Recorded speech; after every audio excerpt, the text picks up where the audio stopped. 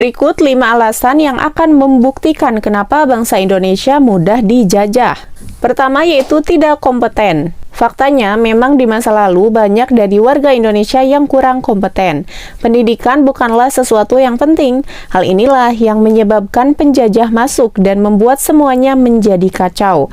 Mereka mengeruk semua keuntungan dari negeri ini, lalu membawanya kembali ke negeri aslinya. Kedua yaitu mudah dipengaruhi. Orang-orang Indonesia di masa lalu mudah sekali dipengaruhi oleh kepentingan asing. Bahkan budaya itu masih bertahan hingga sekarang.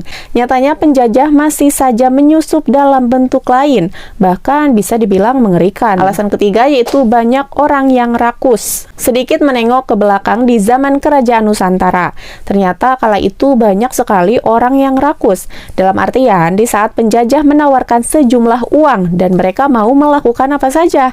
Asal ada uang, maka semua orang bisa jadi teman. Tidak peduli bahwa sebenarnya dia adalah lawan yang sengaja menjatuhkan. Selain itu, teman-teman, di era modern, kerakusan semacam ini semakin membabi buta. Kasus korupsi besar tidak bisa dihindarkan lagi dari Indonesia. Pejabat-pejabat kelas kakap akhirnya ditangkap karena terbukti melakukan tindakan mengerikan yang merugikan negara. Keempat yaitu pemalas. Teman-teman tidak perlu sakit hati jika kenyataannya teman-teman adalah orang yang rajin.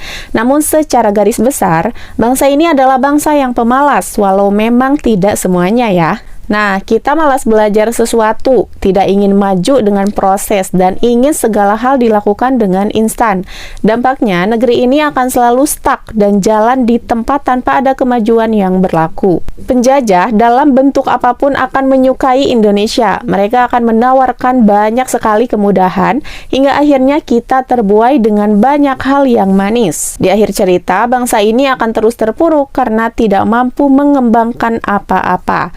Bangsa yang pemalas selalu suka menggantungkan diri kepada orang lain. Alasan kelima yaitu persatuan susah sekali dilakukan. Negeri ini memiliki semboyan Bhinneka Tunggal Ika.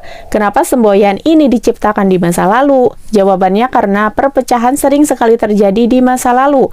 Antar suku justru selalu berperang dan ingin menguasai banyak wilayah. Sifat inilah yang disukai oleh Belanda di masa lalu. Mereka akhirnya melakukan politik adu domba dan membuat semua kubu jadi hancur karena saling berperang.